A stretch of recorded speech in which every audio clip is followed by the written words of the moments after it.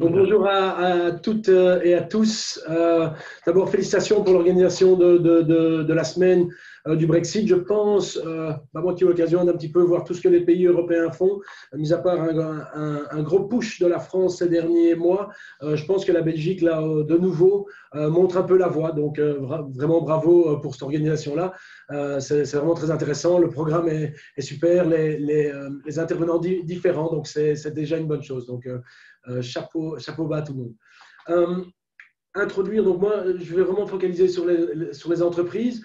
Je vous remercie de participer à cette semaine du Brexit. Pourquoi? Parce que figurez-vous que si on revient un petit peu dans le temps, le 23 juin 2016, le Royaume-Uni a décidé, a voté à majorité de sortir de l'Union européenne. Donc, on est plus ou moins saison 4 du Brexit.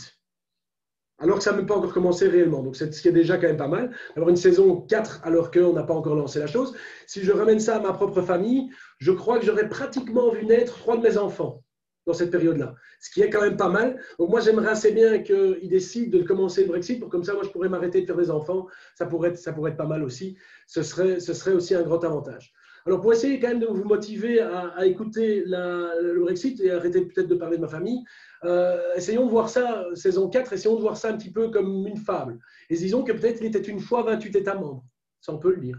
28 États membres qui ont décidé de joindre ensemble leur destinée pour essayer de créer un marché unique.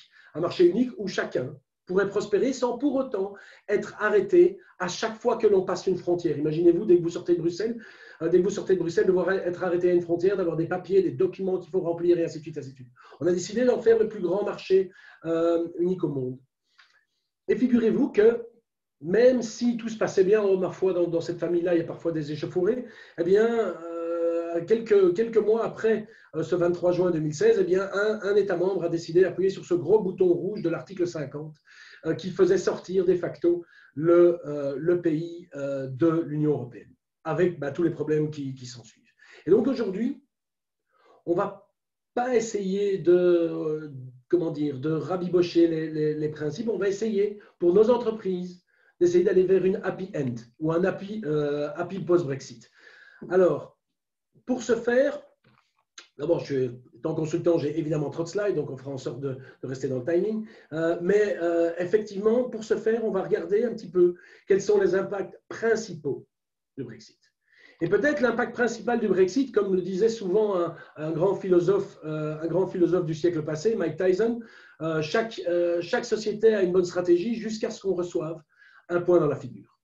Et ce point dans la figure, qu'on le veuille ou pas, qu'on y croit ou pas, c'est le Brexit. Le Brexit, on en parle beaucoup, pas uniquement pour que les réseaux sociaux puissent s'en abreuver et qu'on organise énormément de webinars, mais simplement parce que c'est tout bonnement le plus gros changement institutionnel, juridique, opérationnel, financier de l'après-guerre. On peut le voir comme on veut, on peut y croire ou ne pas y croire. C'est un changement majeur dans la manière dont l'Union européenne, la Belgique, la Wallonie, mais également le monde va voir l'Union européenne. Et donc, réellement, il faut y attacher toute l'importance que l'événement l'impose. Et on voit, et je pense, c'était très bien dit aussi par Madame Moreau, que encore trop d'entreprises ne sont pas encore préparées. Pourquoi? Parce que simplement le Covid, parfois, s'invite à la table et malheureusement, on sait tout ce que ça peut occasionner à titre privé et aussi au niveau des entreprises. Mais il n'y a pas que le Covid, il y a aussi le fait d'une certaine lassitude tout de même. Il est vrai que même si on est très motivé, qu'on aime ce qu'on fait, parler pendant 4 ans d'un Brexit qui n'est pas encore là, à la fin, on a l'impression que ce n'est même plus un disque rayé qu'il y a, c'est vraiment tout l'appareil qui est mort et doit être changé. Donc, quelque part, il y a une certaine lassitude. Et en fait, le problème, c'est que les entreprises ne s'y préparent pas. Et c'est comme arriver un petit peu sur un ring de boxe face à un beau bébé comme cela et ne pas savoir même du tout ce que sont les rudiments de la boxe. Eh bien, ça fait mal. Et ne pas être préparé au 1er janvier fera mal. Et fera mal, bon, ma foi, certains seront moins impactés directement dans leur chair, on va dire, que d'autres. Mais dites-vous que si au 1er janvier, je suis toujours admiratif devant le choix des dates, évidemment, parce que le 1er janvier, on sait tous que c'est le jour le plus œuvré par la majeure partie des gens. Donc le 1er janvier, à date de ce Brexit, ce nouveau monde, eh bien, là, quelque part, d'énormes sociétés qui ne se seraient pas préparées vont être confrontées à des problèmes d'approvisionnement, des problèmes de livraison.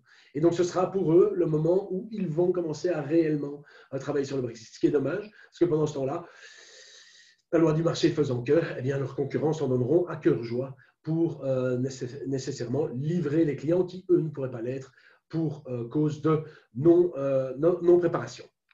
Donc, je ne vais pas revenir sur l'état des négociations. Pourquoi? Parce que ça change encore davantage. Là, c'est vraiment, on se croirait vraiment dans Amour, gloire et beauté. Ça change chaque semaine. Et malheureusement, si vous n'avez pas tout suivi, c'est un petit peu comme les séries qui passent à la télé. Vous pouvez toujours suivre après parce que fondamentalement, rien ne change, si ce n'est que les deadlines sont toujours les dernières et sont toujours postposées pour des bonnes raisons, je le précise.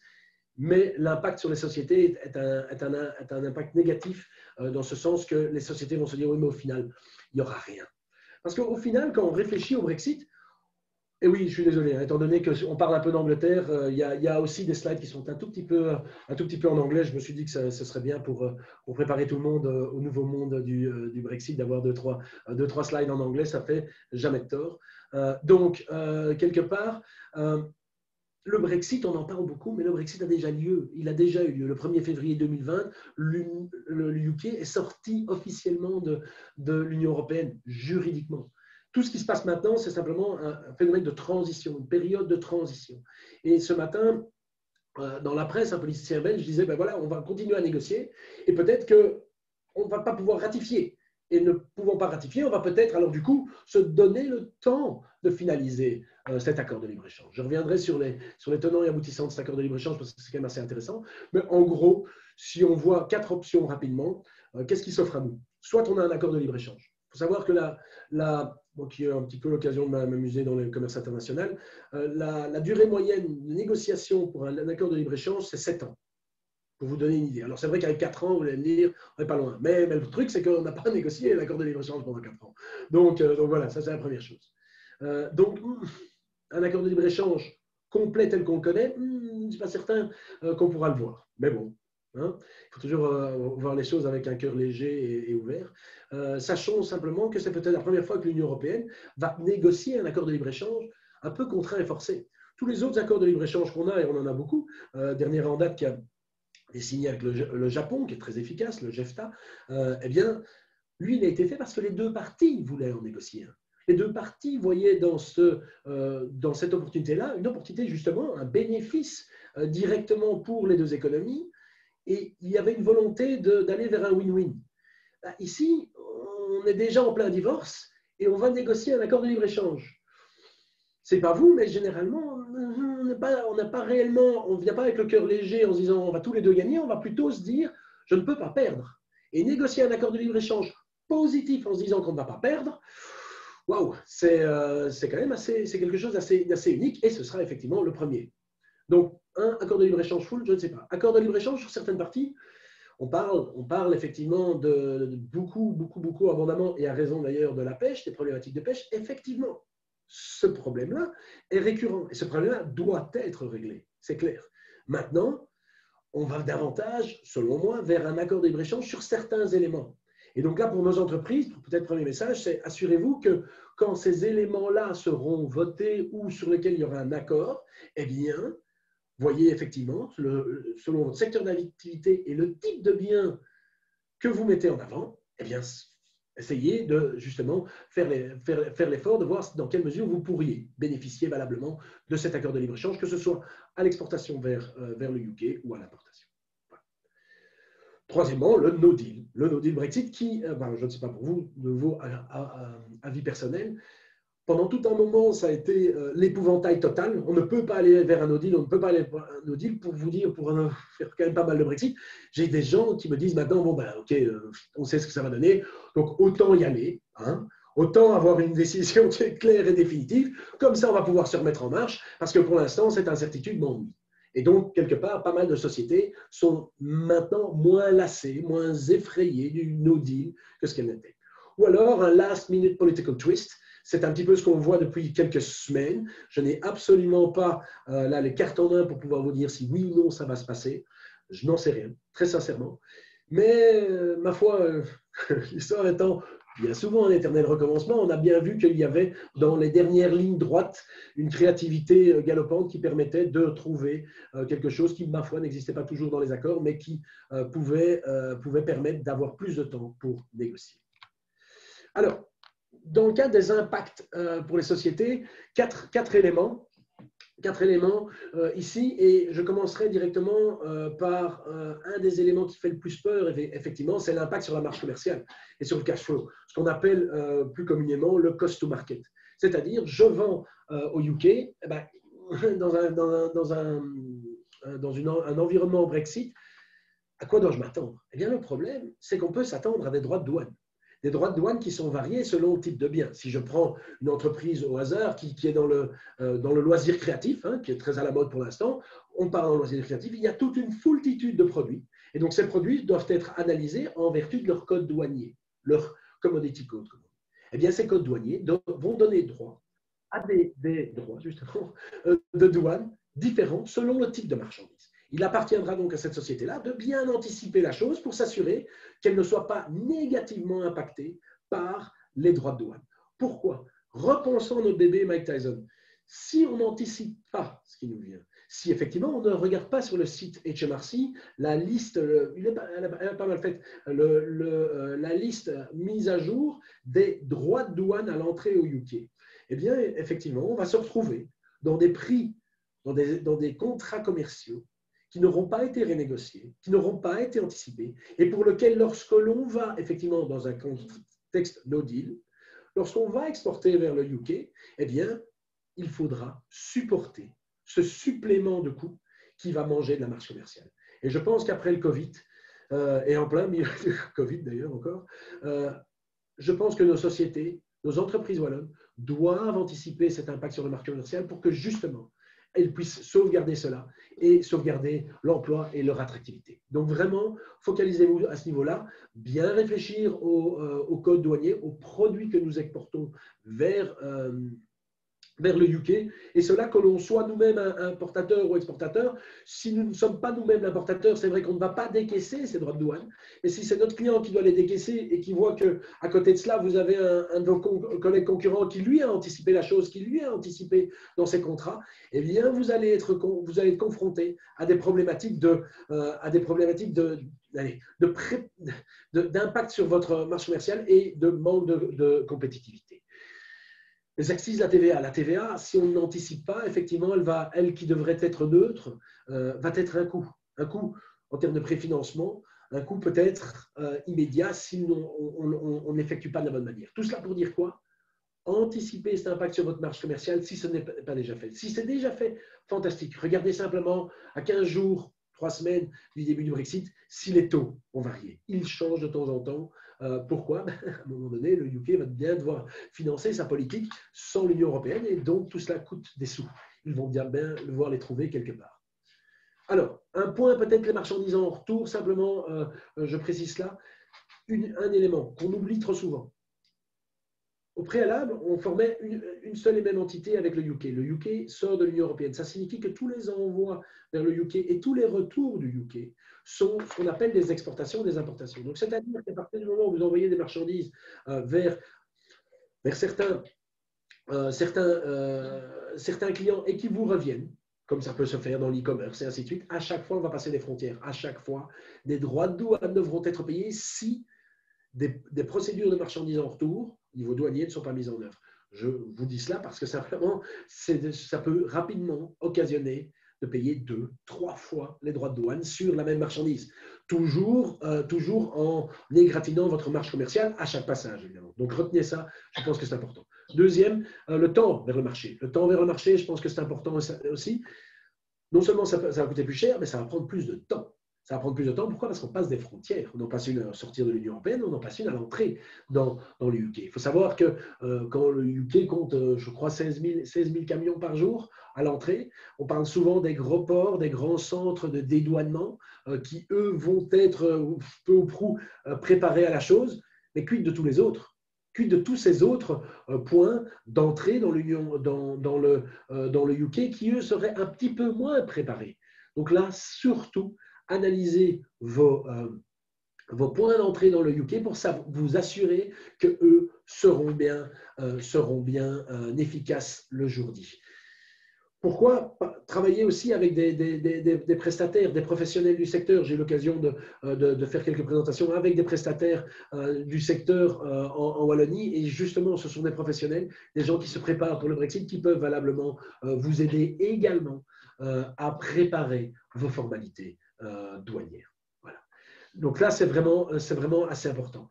Dernier point peut-être sur le time to market, le Border Operating Model le BOM, le Border Operating Model du UK a été publié il y a quelques semaines. Donc c'est une bible de 200 et quelques pages qui introduit la possibilité de repousser les déclarations, de différer les déclarations d'entrée à partir du 1er janvier de 6 mois. C'est-à-dire que 1er janvier, vous repoussez de 6 mois. Si vous le faites 1er février, vous repoussez de 6 mois également. Okay? Donc, c'est 6 mois qui sont incompressibles et qui vous permettent de bouger dans le temps. Si vos marchandises ne sont pas contrôlées, vous pouvez être éligible. Ça signifie que simplement vous gagnerez du temps à l'entrée dans le marché. Retenez-le, ça peut être intéressant également. Impact sur les formalités fiscales, n'oubliez pas les droits de douane. La législation douanière est une législation pénale, donc ce n'est pas forcément la législation la plus adorable à vous mettre à dos. Et donc, ce sont des déclarations en douane, ce sont des déclarations fiscales. Et donc, il est extrêmement important de s'assurer de la pertinence, de la relevance des informations, de l'exactitude effectivement des données, mais également de la bonne introduction de la déclaration et surtout de l'archivage et de la conservation de la preuve d'export ou d'import dans le pays. Okay?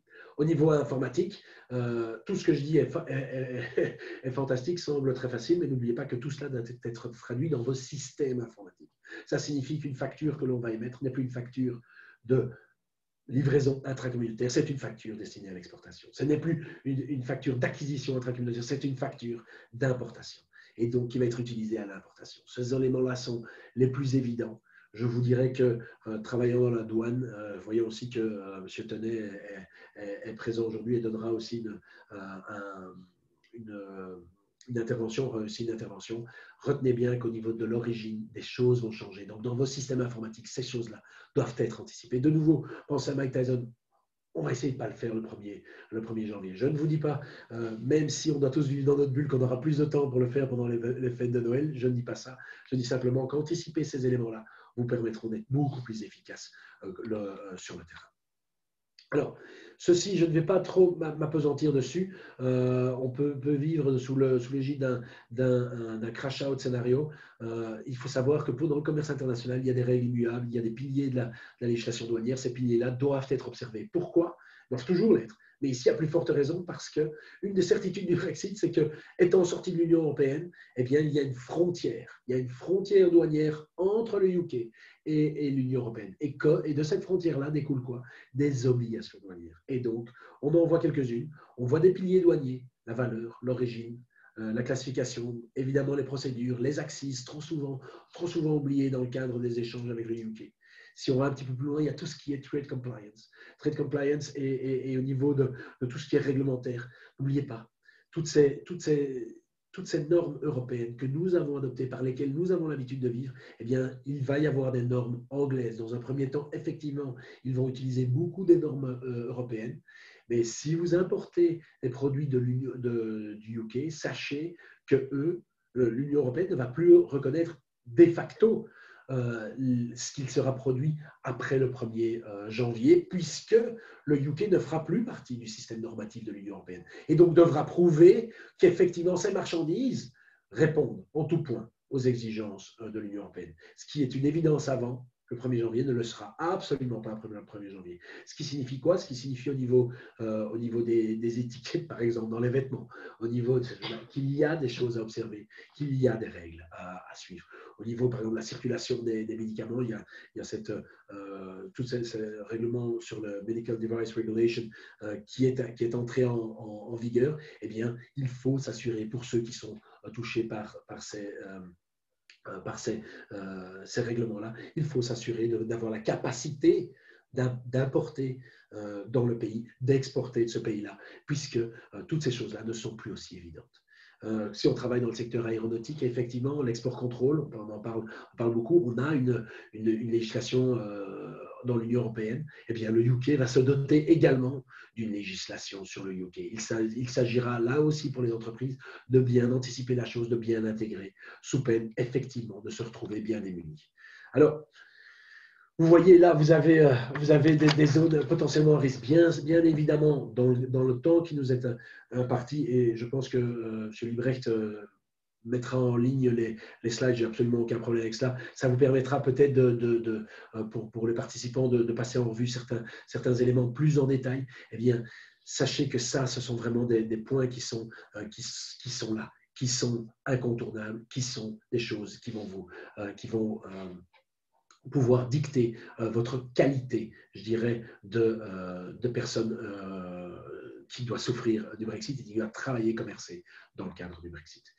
On verra. Alors ensuite, j'ai quelques slides que vous pourrez utiliser vous-même. C'est je vends au UK, j'achète du UK, je produis au UK. Je n'ai pas le temps matériel de les passer en revue. J'ai fait le choix de les y inclure. Pourquoi? Parce que j'estimais que ça pouvait être intéressant pour cela que vous les passiez en revue. Chaque sujet pourrait faire l'objet d'une session et par respect pour mes collègues et les autres orateurs, eh bien je leur laisse le soin de passer cela en revue. Mais sachez que c'est prévu dedans, car effectivement, je pense que c'est intéressant. Voilà. Alors, si nous progressons, et compte tenu du temps qui nous est imparti, tout le moins qui m'est imparti, tiens, voilà, j'ai quelque chose qui n'avance plus maintenant, paf, voilà. Là, vous avez, je vends au UK, au niveau général, au niveau TVA, au niveau douanier, avec la focale sur le commerce international. J'achète du UK au niveau général, au niveau TVA, au niveau TVA et douanier. Je produis au UK, même chose. Attention à ce niveau-là. Alors, pour les minutes qui nous occupent, j'aimerais aussi attirer votre attention sur deux derniers éléments.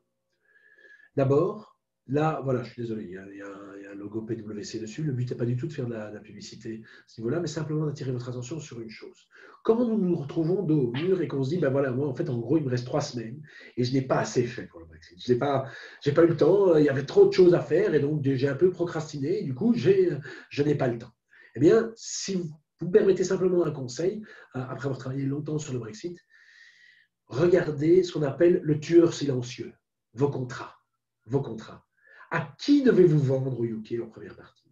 De qui devez-vous acheter au UK? Assurez-vous que dans vos contrats, il n'y a pas d'obligation. On parle souvent des incoterms, mais je pense que ça fait l'objet d'autres sessions. Oui, je dois livrer jusqu'à la porte de mon client. Donc, ça, effectivement, vous devrez faire l'importation.